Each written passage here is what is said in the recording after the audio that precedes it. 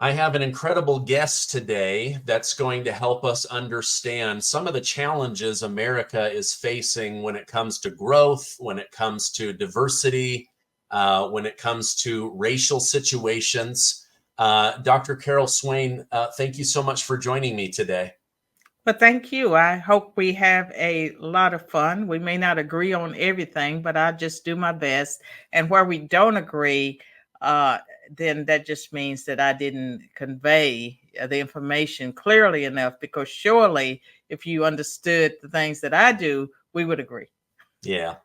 You know, I first came across you for your work with Prager University about racism. I enjoyed the talk. I learned a lot. Could you just give maybe a brief synopsis of what you covered in that PragerU video? Well, first of all, I have 6 PragerU videos, and maybe one has 28 million views. But Whoa. but I believe the one you're referring to is what I can teach you about racism. Yes. And that's one, it may be the most recent one.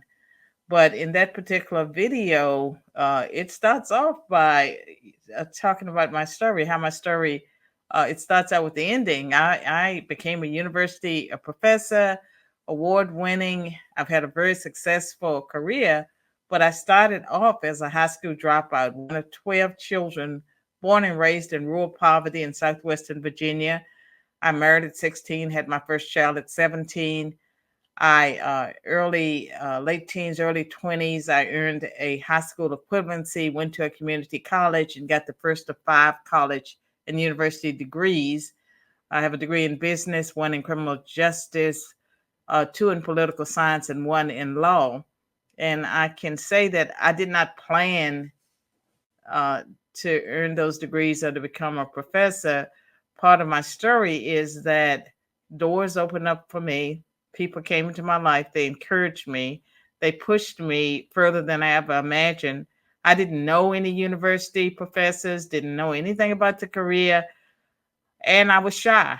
Most of my life, I've been shy. I did not get over the shyness until I was in my 40s. I turned down an opportunity to be on Good Morning America in the 1990s with my first book because I was afraid. And I had a Christian conversion experience in the late 1990s, and my fear disappeared overnight, and I sort of became bold. Oh my gosh, that's amazing. So you're born one of 12. Your background says, you know, poverty to say the least. You're married at 16, and then you go on to be accomplished. As you went through your life, could you see those doors opening? Could you see the path clearing, or did you just have to have faith that as you took action, things would go the way you hoped they would? Well, I can tell you, I was always a spiritual person, but not necessarily. I was not a practicing Christian in the sense that if you're black and you're born in the South, you're born Christian, you're born Democrat. So, that's a given. But I was raised in a family of non-churchgoers. And I can say that as a child, I knew that I was different. I didn't fit in. I didn't, I don't fit in now. I've never felt that I fit in anywhere. But as a child, I felt like I didn't fit in. And I've always had a sense of urgency. And I always believed that I could make things happen, and I did make things happen. But I grew up at a time when you were taught to love America. If we were indoctrinated to love our country. I believed that I lived in the greatest country in the world. And my family, despite the poverty, my mother was an alcoholic. I had a stepfather that was abusive. It was still a lot of optimism, no blaming of white folks. What I heard as a child was if you work hard, get an education, you can make something out of yourself. And when I married at 16, I was not pregnant. I was trying to get away from home. I was second from the oldest. And so there were always babies with diapers and things. And so I married at 16 as a way to get away from home, but I did not know college was an option because I thought you had to be rich to go to college. And the guidance counselors at the predominantly all Black school that I started my education at in segregated schools, no one mentioned scholarships. And it could have been because I was so poor, or it could have been that I dropped out of school at such an early age that it would not have come up. But I did not see myself as having many options, just get out of the situation. So I married a neighbor, first person that asked, and I had a better life. Okay, interesting. Wow. One of the, for lack of a better word, buzzwords right now is DEI, diversity, equity, and inclusion. From one side of the political world, I read it's really great, it's a must. From the other side, I read this is reverse racism. This is not helping anybody. We need to grow based off a skill set and not based off of skin color or things like that.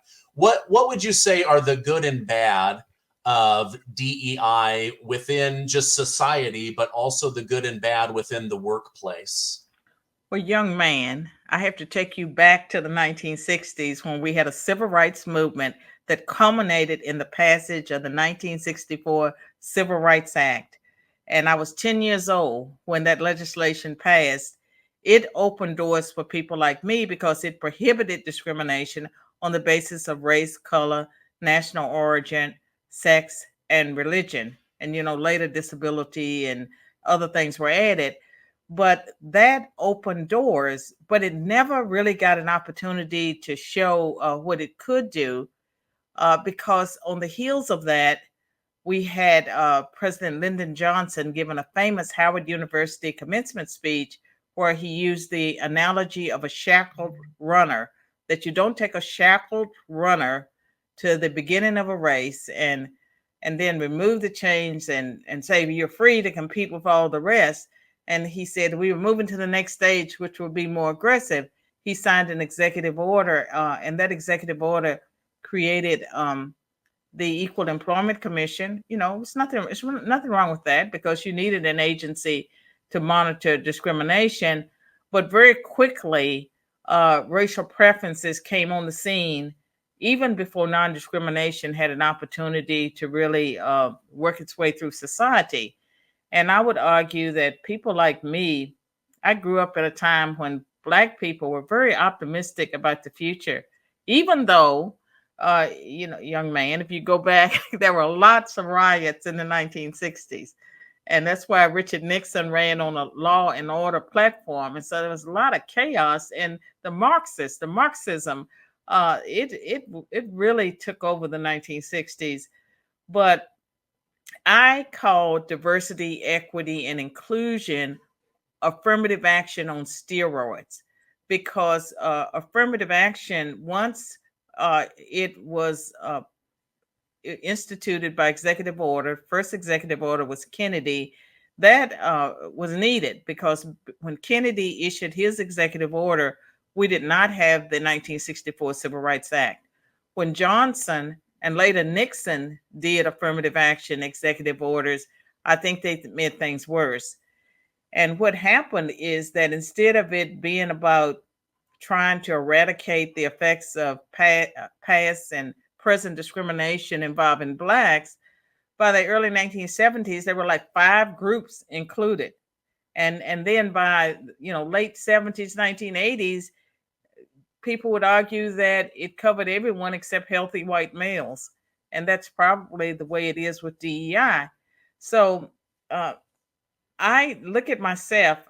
I grew up in a world where affirmative action came on the scene. And back then, diversity meant that schools and corporations and organizations sent out recruiters to look for people from populations that have been shut out, whether it was women or Blacks or Hispanics or Native Americans. They were looking for talented minorities, talented women, talented people who had been shut out. And I think that most Americans, they may not have loved it, but they were more comfortable with it than DEI. And then when the affirmative action started to lower standards, and by the mid 1970s, you get the Bakke case. That's when you first heard cries of reverse discrimination. And the Supreme Court ruled that quotas were unconstitutional, that you cannot have a racial quota. Well, institutions did exactly what they planned to do with affirmative action being struck down in higher education, or DEI, which is, in my opinion, unconstitutional, it runs against civil rights laws, is that they rename what they're doing. And so when the Supreme Court said you cannot have racial and ethnic quotas, they switched to goals and timelines. But if you went to major universities, their goals always ended up with a entering class that looked very similar. Like maybe it was, let's just say, 12% Black and 8% Hispanic and 6% Asian, and everyone is Caucasian. And now it's sort of flipped where, the Caucasians are fewer in many places. But affirmative action, DEI, diversity, equity, inclusion, as it is today, looks nothing like equal opportunity, integration, and non-discrimination. I call it affirmative action on steroids. Yeah. I heard somebody trying to explain this word equity, where they were saying it's very, very close to equality, but it's not. It's like this buy-in of deserving what somebody else has in order to, level the playing field. Do you think now that there is more focus on equality of opportunity or equality of outcome? Do you owe back taxes? Pandemic relief is now over. Along with hiring thousands of new agents and field officers, the IRS has kicked off a 2024 campaign to extract money from 5 million Americans who have unfiled tax returns or balances owed. Don't waive your rights and speak with the IRS on your own. They are not your friend. Tax Network USA, a trusted tax relief firm, has saved over $1 billion in back taxes for their clients, and they can help you secure the best deal possible. Now, whether you owe $10,000 or $10 million, they can help you. Whether it's business or personal, even if you have the means or you're on a fixed income, they can help you finally resolve this tax burden with the IRS. Check out the 800 number or check out tnusa.com/Gardner. People that are talking about equity probably never heard of equal opportunity. That's something my generation knew, that we were seeking non-discrimination, equal opportunity, outreach to talented minorities. Equity, the Vice President, Kamala Harris, she explained it very well, how she sees equity, and it's really about equal outcomes. Wherever you start, bringing you up, whether or not you had the merit, you've done anything, they have set it up so that it's almost impossible to fail. No one can fail. During my era, equal opportunity, when I started college, you got your foot in the door. You could drop out, you could fail, you could flunk out. They were not handing out free grades to anyone. And I saw many people come along that were not able to continue their education because they couldn't do the work, and they didn't finish. And in some cases, I thought it was sad, because when I got to places like the University of North Carolina at Chapel Hill, and when I later taught at Princeton, not so much, but certainly at UNC, I saw them bring in large classes of minorities, but a lot of those kids ended up dropping out of school. And I think had they gone to a community college first, like I did, or a four-year college like Roanoke College, where I transferred into, maybe they would have been successful. But I can also tell you that with my success, in some ways it was planned success, because I made a decision to become an honor student. I studied books on how to make A's in college, how to take essay exams, how to take objective tests. And, there's a strategy to all of that. And I applied those strategies and they happened to work. Okay. Another thing that I hear a lot about, and it's connected to, at least my understanding is that it's connected to Marxist tendencies, is this idea of critical race theory. I'm not ashamed to admit I was 42 years old. It was this year that I learned that critical race theory wasn't the theory that a particular race was critical or important to a society. It was to criticize another race into the ground.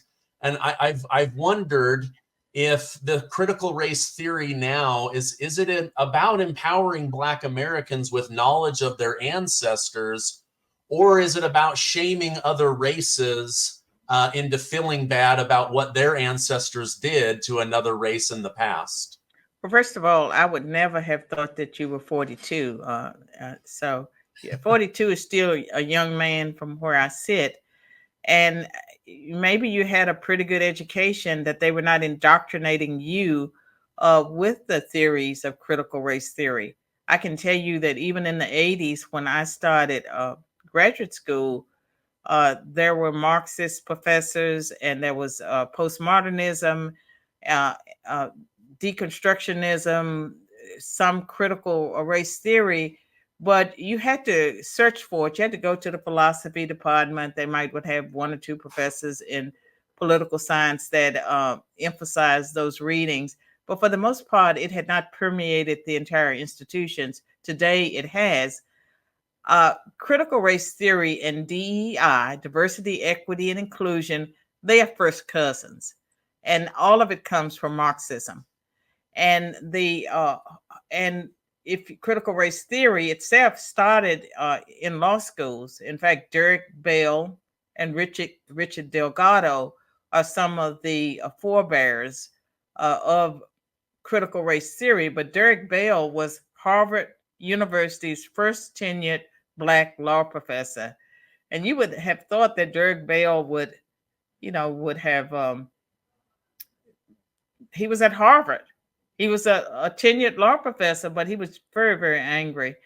And he argued pretty much that whatever white people do, it is to benefit themselves. So when white people supported, and some of them, especially Jewish Americans, gave their lives for the civil rights, the cause of civil rights, well, they were doing it to benefit themselves. But critical race theory, as it is being taught, is that racism is in the DNA of all white people. All white people are privileged. I have heard this since I was in graduate school, that only white people can be racist. That did not make any sense to me back then, and it makes less sense to me now that we've had a Black president elected and reelected. We've had 3 Black attorneys generals. We have, Black people in positions of power throughout our society. For people to argue that racial and ethnic minorities cannot be racist because they have no power, and that only white people have the standing to be racist, and so they are the ones that have to commit themselves to be an anti-racist. And as you know, critical race theory argues that all racial and ethnic minorities are victims. You mentioned my PragerU video. If I had believed what is being taught to young people today, I would probably still be in poverty in Bedford, Virginia. It would be no reason to get out of bed. And I believe that this indoctrination that our young people, white and Black, have received through, it was colleges and universities, now it's K through 12. There's even research that argues that babies as young as 6 months old can be racist. They teach kids to see race. And kids are not naturally geared to see race. They teach them to see race. And when it comes to my own personal situation, I share this story. I get beaten up about it, but I have a great grandson who just turned 9 years old. Spent a lot of time with him. When in second grade, he learned about Malcolm X, and I was a huge fan of Malcolm X as a young person, and I still admire Malcolm X. I identified with him more than I did with Dr. King. But my great grandson dressed up as Malcolm X in the second grade, and he took a knee. Now, I don't think Malcolm X was taking a knee back, in his day, but that's what he learned. He didn't learn his timetables. He learned how to take a knee.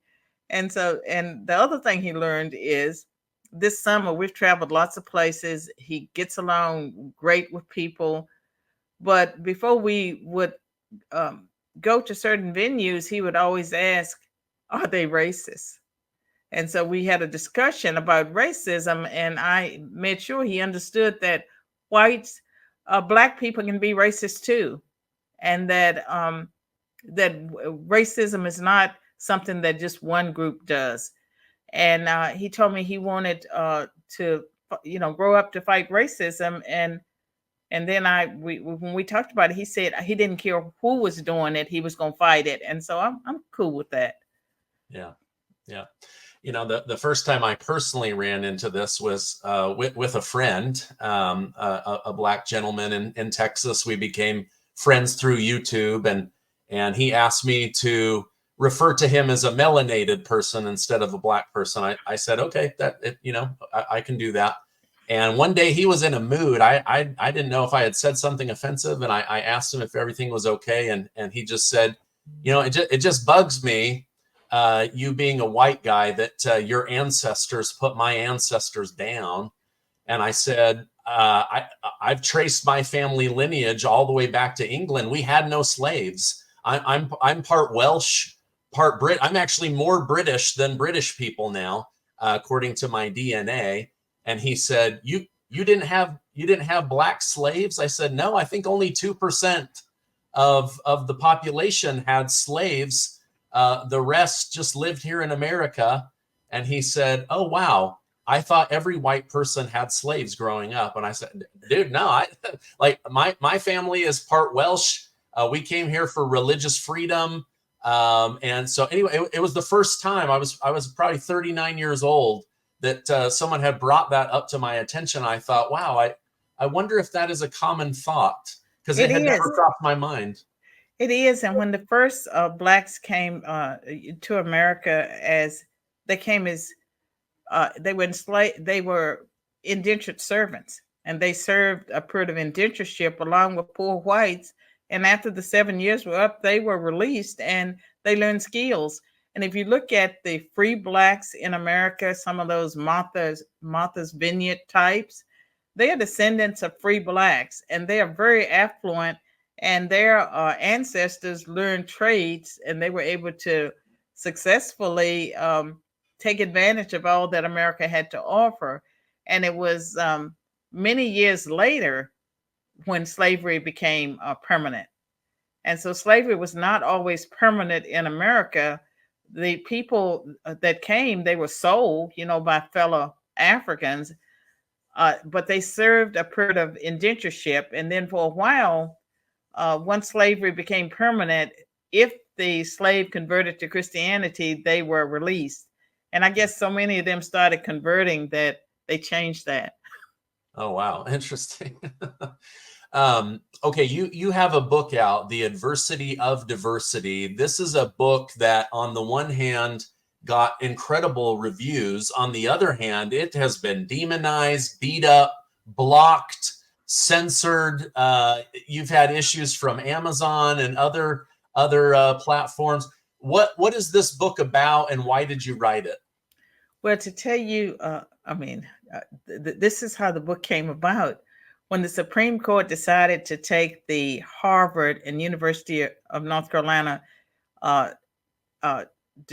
affirmative action cases that the Asian students filed, I can't remember the names of the groups, but it was filed by Asian students on the campuses of UNC, which is a public university, and Harvard University. I knew that if the Supreme Court actually followed the Constitution, they would have to strike down race-based affirmative action because it violated the Constitution, just clear and simple. It also violated our Civil Rights Acts, and I anticipated that the court would strike down race-based affirmative action. I wanted to be first out with a book that said that diversity, equity, and inclusion programs do the exact same thing, and that these programs will fail also. They must fall because they violate our Civil Rights Act and the Equal Protection Clause. So that book, my hope was to get it out in July. The decision came down in late June. It came out in August, but it was almost like, and part of my story is that we can have integration without discrimination, and that we needed to go back to the original purpose of the Civil Rights Act of 1964. And in the book, there are chapters about corporate America, as well as colleges and universities. I have a chapter on my own journey in an affirmative action infused world. And I conclude by talking about a business that I incorporated in 2020 called Real Unity Training Solutions, because I believe it's important for every American to understand our civil rights laws, to understand that, but beyond understanding the civil rights laws, that it's important for us to respect the dignity of every individual. I believe it's necessary to have trainings where people are not beat up because of the color of their skin or because of their sex. A lot of men are discriminated against because they are male. They are told that they have toxic masculinity. If they're white, they're told to shut up. You know, you've had your time. You need to go from the scene. You're not welcome here. There are things that have been openly said to men that are direct violations of our civil rights laws.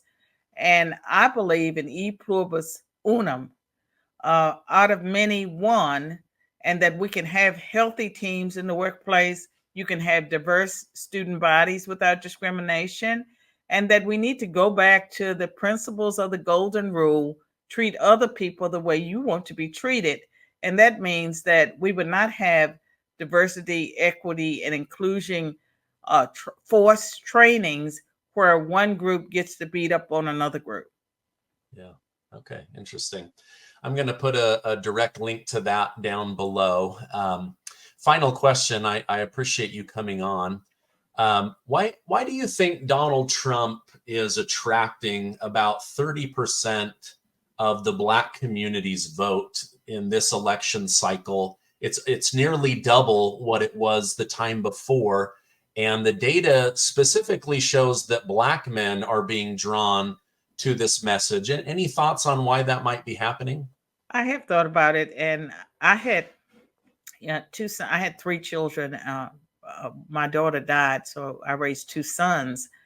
And I think that with Black men, they do face a different situation. And you think about some of the movies that we've seen that sort of demonize Black men, and Black men, I think they feel like they don't have a say, that they have been shut out. The Black men are in a better position to see the harm that the Democratic Party has wreaked on the Black family. And I think that they are have been better able to see the contrast. When you ask why is this happening now, I think organizations like Blexit, that was started by Candace Owens and then taken over by Turning Point USA, they have a lot of young Black male and female members. And these Black men, a lot of them are Christian Black men, and they care about the life, they care about the family, they care about having a wholesome Black community. They're concerned about the crime. They see the destructive nature of some of the policies that come from the Democratic Party. I believe that's part of it. And when it comes to Black women tend to have more education. And I believe the colleges and universities, they try to indoctrinate everyone. If there's a talented Black woman, they will single out that person. And I think it's no coincidence that they will put Black people in charge of organizations that do harm to Black families, to Black people. So there's a strategy of progressives that involves using Black people, often Black women, and Black men can see through it. That's my position. Yeah, no, interesting. Thank you. I appreciate you sharing that. It's been something that I've wondered. You know, when you see a group or the pendulum swinging back a different direction, you go, okay, what is causing that? So I appreciate your insight on that. This has been an incredible discussion. You've answered some questions that I wanted to better understand. I'm going to put a direct link to the Adversity of Diversity down below. And then would it be okay if I push people to follow you on Twitter or X? I would love to have people follow me on X, and I'm on Facebook, Truth Social, Getter, LinkedIn. But the most exciting, interesting conversations, my best stuff is on X. Okay, great. Well, I will put that down below. Dr. Carol Swain, thank you so much for coming on. I hope you have a great rest of your day. Thank you.